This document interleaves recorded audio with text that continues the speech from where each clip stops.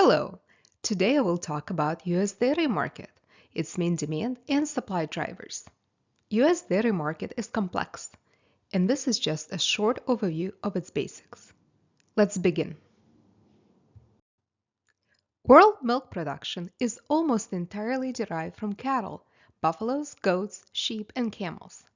It reached 887 million metric tons in 2021. Major producers of cow's milk are United States, India, and Brazil. The largest water buffalo milk producers are India and Pakistan, where buffaloes produce more milk than cattle. The largest world milk producers are India, European Union, United States, Pakistan, China, and Brazil, comprising about 66% of world's production. Dairy products that are primarily traded internationally are cheese, butter, non-fat dry milk, and whole milk powder, because they can be stored and shipped without spoiling. China, however, imports some fluid milk from European Union and New Zealand. And there is a limited trade in fresh dairy products between neighboring countries, such as Canada and United States. India is the largest milk producer, but does not trade. The major dairy exporters are United States, European Union, and New Zealand. The major importer is China. On the following slides, we will take a closer look at the major world producers, consumers, exporters, and importers of cheese, butter, non-fat dry milk, and whole milk powders in 2021. The largest producer, consumer, and exporter of cheese is European Union, followed by the United States. The largest cheese importers are UK, Russia, and Japan. The largest butter producers and consumers are India, European Union, and United States. New Zealand is the largest butter exporter, and China is the largest importer. The largest producers of non-fat dry milk are European Union, United States, India, and New Zealand. The largest consumers are European Union, India, China, and Mexico. Exporters are European Union, United States, and New Zealand, and importers are China, Mexico, and Indonesia.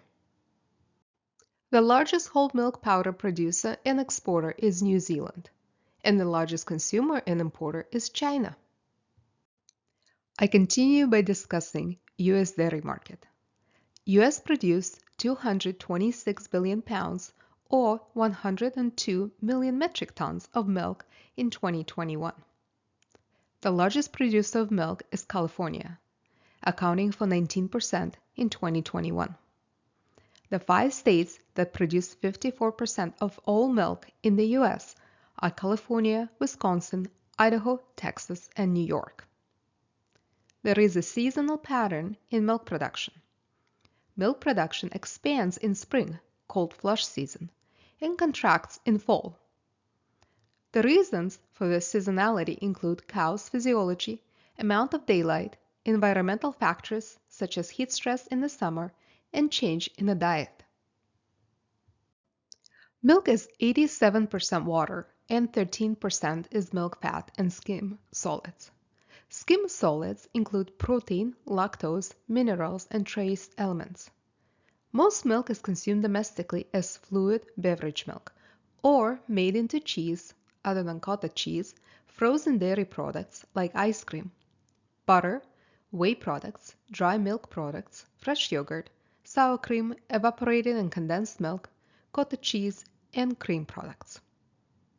Fluid milk is highly perishable and must be refrigerated almost immediately after production. There is no distinct planting and harvest season in milk production as compared with field crops. It is produced every day, even on the weekends.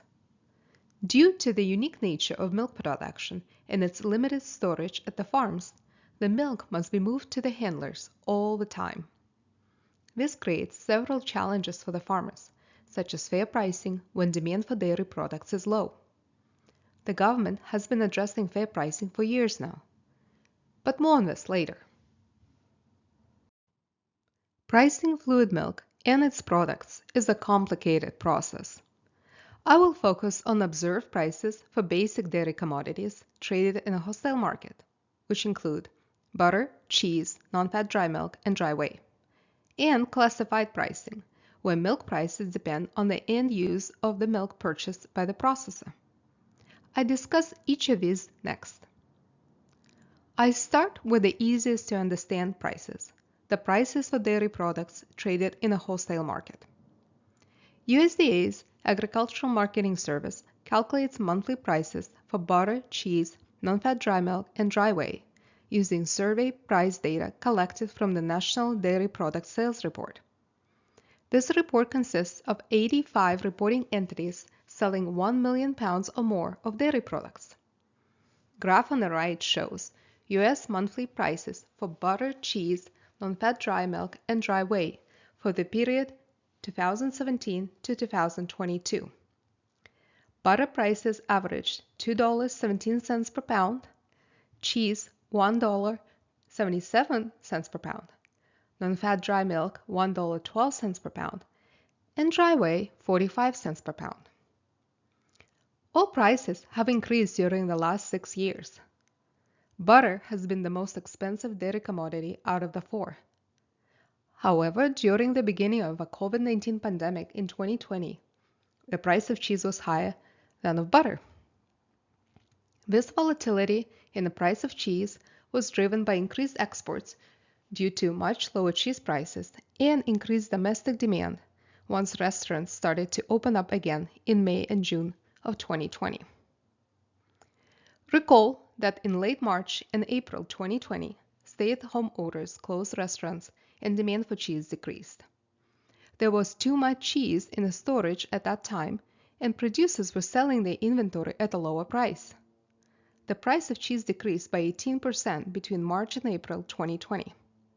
At the same time, low U.S. cheese prices became attractive to foreign buyers, leading to an increase in cheese exports by 34% between April and May 2020.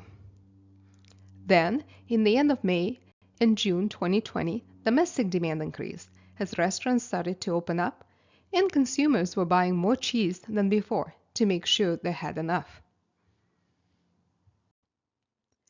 USDA oversees the Federal Milk Marketing Orders Program, which includes 11 milk marketing orders and covers about 75% of total U.S. milk production. Each marketing order covers a specific geographic area in which dairy processors compete for their sales. Federal milk marketing orders establish monthly uniform prices paid to farmers. The prices that milk processors or handlers pay depend on the end use of milk. For example, a price of milk that goes to make cheddar cheese will be different from the price of milk that will be sold as a fluid beverage milk. This is what is called classified pricing. There are 4 milk classes. Class 1 includes fluid beverage milk, whole, low-fat, and skim, also eggnog and buttermilk. Class 2 includes soft manufactured products such as sour cream, cottage cheese, ice cream, and yogurt. Class 3 includes hard manufactured cheese and cream cheese. And lastly, Class 4 includes butter and any milk in dry form. Milk farmers get paid a uniform price for their milk, independent from its end use, because federal milk marketing orders combine the value of the milk sold to handlers, called pooling, and share it among those farmers whose milk is pooled. Classified pricing system was already adopted in major dairy markets in the 1920s and then became a federal law in early 1930s.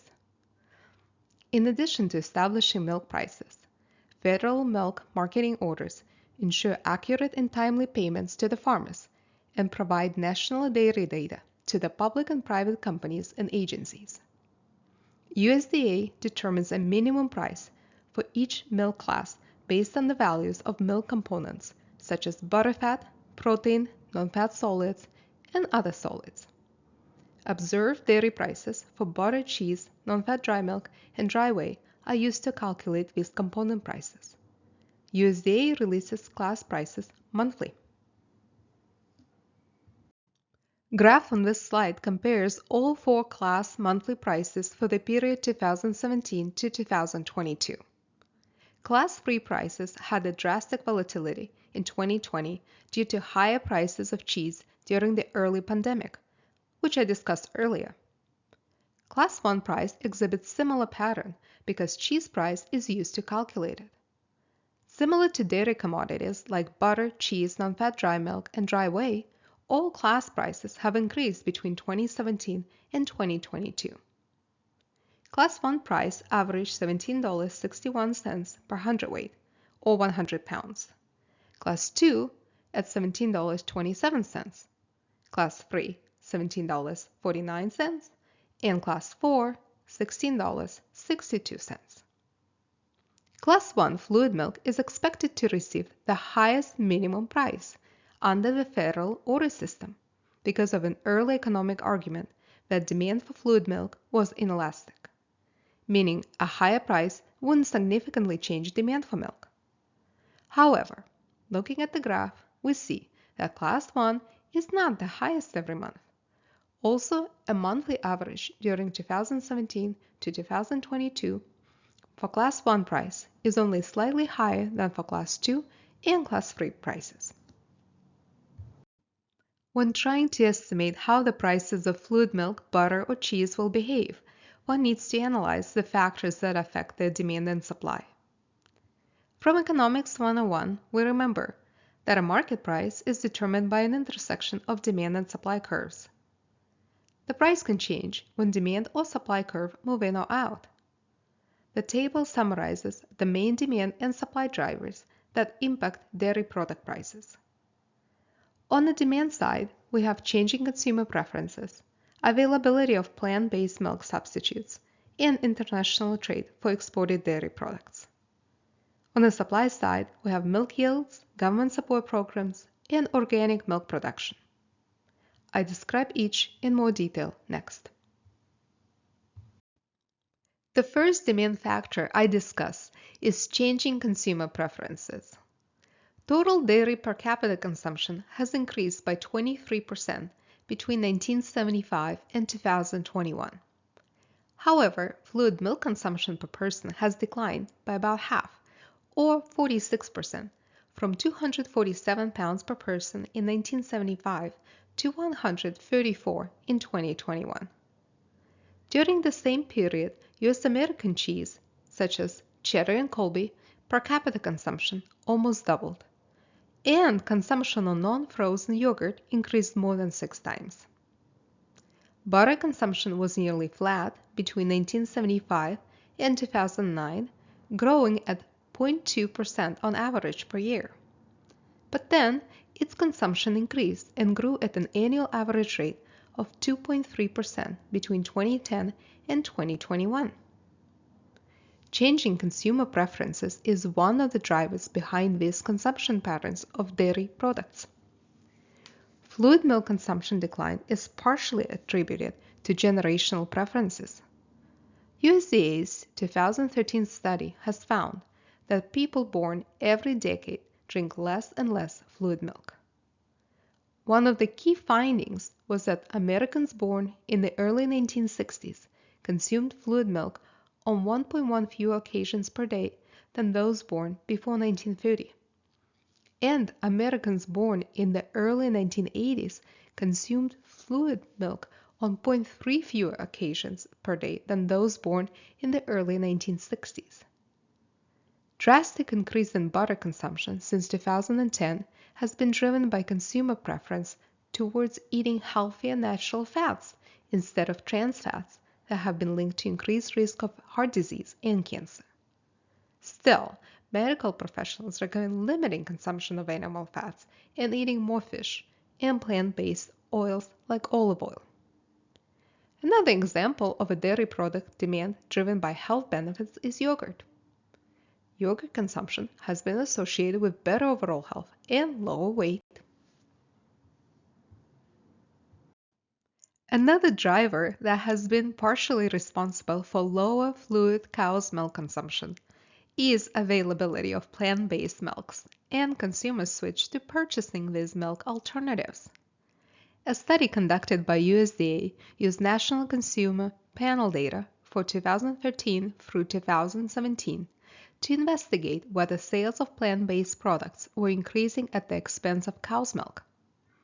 They found that increased sales of plant-based alternatives negatively affected households' purchases of cow's milk. The rate of replacement was estimated to be about 1-to-1 in recent years, implying that for every gallon of plant-based product bought by a household could be replacing an equal-sized sale by dairy suppliers. They did note that the increase in sales of milk alternatives between 2013 and 2017 was only one-fifth the size of the decrease in Americans' purchases of cow's milk. And thus, sales of plant-based milk alternatives contributed, but were not the primary driver to declining consumption of cow's milk. In 2021, plant-based milk sales were $2.6 billion and accounted for 16% of all dollar sales of retail milk. Almond milk is the leader, with 59% of all plant milk sales.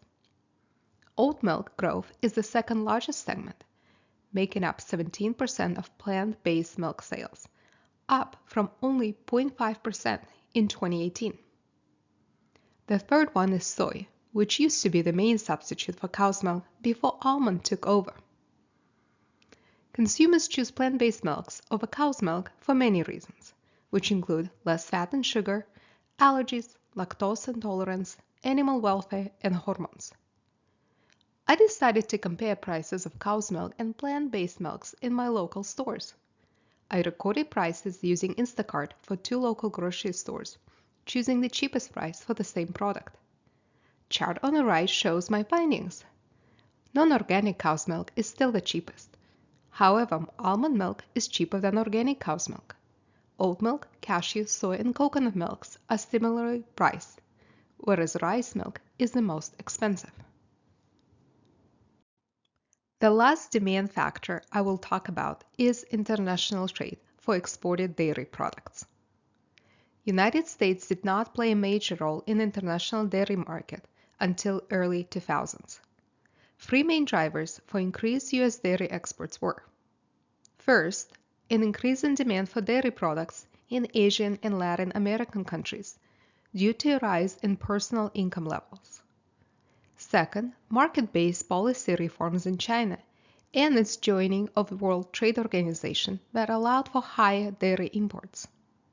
Third, the North American Free Trade Agreement, NAFTA, or now known as United States-Mexico-Canada Agreement, which was originally implemented in 1994, played a key role in the increase of U.S. dairy trade to Mexico. This agreement led to elimination of some trade restrictions on U.S. products to Mexico immediately, while others were phased out over several years. U.S. dairy exports have been growing since 2000, except for a dip in 2009 and 2015. 2009 lower dairy exports were primarily driven by a global recession, Chinese melamine scandal, and a strengthening of U.S. dollar. Decline in 2015 U.S. dairy exports was driven by a combination of factors. First, a reduced global demand, especially from China, for dairy products. Second, a stronger U.S. dollar value that made U.S. dairy exports more expensive. Third, Russian ban of European dairy product, which increased supply of EU dairy to alternative markets, increasing competitions for U.S. dairy in those markets. And finally, in April 2015, the EU discontinued its milk supply quotas, leading to a higher production and exports by EU dairy farmers and crowding out dairy product imports from the United States. In both 2009 and 2015, lower dairy exports led to domestic milk price decreases. In 2022, U.S. major dairy export market was Mexico, accounting for 26% of all dairy exports, followed by Canada, 11%, and China, 8%. In terms of dairy products, the most exported product is nonfat dry milk. Nonfat dry milk is manufactured by removing water from skim milk, usually through a spray drying process. It can be reconstituted into fluid milk by adding water. Milk powder is traded internationally at higher volumes than liquid milk products because it has a longer shelf life and is easier to ship than liquid products. Cheese and butter are also popular export items, but their value of exports is much lower than that of non-fat dry milk. Moving on to the supply side. U.S. milk production grew on average 1.4% per year during the period 1980 to 2021. U.S. milk production increased from 128 billion pounds in 1980 to 226 billion pounds in 2021. What drove this increase? Milk production is the number of cows multiplied by the milk per cow. Let's take a look at these two factors next. Chart on the right shows that the milk per cow has been increasing, whereas the number of cows has been decreasing in the last 40 years. The number of cows decreased on average 0.8% per year between 1980 and 2000, and grew only slightly since then, on average 0.1% per year. The number of cows averaged about 9.4 million per year during 2017 to 2021. Milk yield, output per cow, has been continuously growing at an average rate of 1.7% per year during 1980-2021. It doubled from about 12,000 pounds per cow in 1980 to about 24,000 pounds in 2021. The primary driver behind increased milk yields is technological innovations. These include, first, improvements in genetics and selective breeding. Majority of U.S. dairy cows are Holsteins, a cow with black and white spots. Holsteins tend to produce more milk per cow than other breeds. Chart on the right compares milk yields by breed in 2000 and 2019. As you can see, Holstein cows produce the most milk, and their yield has grown over time. In the U.S., Holstein cows represented about 93% of milk cows in 2002, whereas only 86% in 2014. Reduction in Holstein cows can be attributed to crossbreeding cows for specific traits and a switch to mixed-breed cows. The largest gains in milk yields between 2000 and 2019 were for mixed-breed cows, a 25% increase. Cow breeds differ in milk production volumes, fat, and protein content, and thus their milk is better suited for a certain end-use dairy product. For example, Holsteins produce the most milk. Jerseys produce high butter fat milk, which is best for making butter and cheese. And brown Swiss produce milk with high protein to fat ratio, which is ideal for making cheese. Globally, about 95% of the high-yielding dairy cows raised in the main dairy-producing regions are represented by only 3 breeds: Holstein, Jersey, brown Swiss, and their crosses. Another technological innovation is automatic milking machines, which have shown to reduce labor costs and increase milk yields. Now, on the opposite side, bad weather such as droughts and floods can reduce milk yields by reducing feed yields and quantity and quality of pasture and forage. In addition, extreme temperature swings affect normal physiological functioning and reproductive health of the dairy cows. Another factor that affects milk supply are government support programs. U.S. government administers a variety of programs to support dairy farmers by setting minimum milk prices, ensuring an order in dairy marketing operations, providing subsidies, direct payments, and expense reimbursements. So when a dairy farmer is having difficulty with paying the feed costs or selling its product, there are plenty of government programs to help them stay in business. Let's take a look at the major policies. Federal Milk Marketing Orders. I have already covered Federal Milk Marketing Orders program, which sets minimum milk prices and ensures orderly marketing operations in the dairy industry. Although most U.S. milk is marketed through Federal Milk Marketing Orders program, some is marketed through similar state programs. Dairy Margin Program. The Dairy Margin Coverage Program was established by the Agriculture Improvement Act of 2018 and replaced the Margin Protection Program for dairy producers. It offers protection to dairy producers when the difference between the all milk price and the average feed price, the margin, falls below a certain dollar amount selected by the producer. Since 2019, the trigger margin has been $9.50 or less, which resulted in some monthly payments more than half of the time during 2019-2022. Dairy Revenue Protection. Dairy Revenue Protection Program is designed to ensure against an unexpected declines in the quarterly revenue from milk sales relative to a guaranteed coverage level. The expected revenue is based on futures prices for milk and dairy commodities and the amount of covered milk production elected by the dairy producer. Livestock Gross Margin. The Livestock Gross Margin Insurance Plan for dairy cattle provides protection when feed costs rise or milk prices drop and can be tailored to any size farm. Gross margin is the market value of milk minus feed costs. Dairy Donation Program. In the 2021 Consolidated Appropriations Act, Congress directed USDA to develop a $400 million dairy donation program to facilitate dairy product donations and reduce food waste. Under this new program, eligible dairy organizations partner with non-profit feeding organizations that distribute food to individuals and families. Dairy Donation Program reimburses dairy producers for the cost of donated products, which can include cost of milk to make the donated product, a standard cost for manufacturing the donated dairy product, and a portion of the cost to transport donated product between the plant and the distribution location. Food Purchase Programs. USDA purchases dairy products to be delivered to schools, food banks, and nonprofit organizations through various USDA nutrition and distribution programs.